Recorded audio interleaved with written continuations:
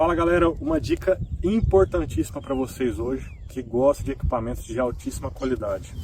Esse conjuntinho que eu estou usando da Okuma, vara Okuma Helios Air, para dourado eu recomendo essa libragem aqui, pessoal, ó, 17 a 25 libras, uma ação extra rápida, uma vara muito top, e essa carretilha aqui, ó, Okuma Hakai, galera.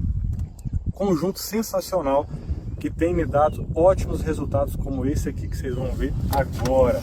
Se liga nessa placa de dourado, galera. Olha isso. Isca barra Magno, como sempre. E é isso aí. Quer um conjunto de altíssimo nível, boa qualidade, um ótimo custo-benefício? Okuma Hakai e Helios Air.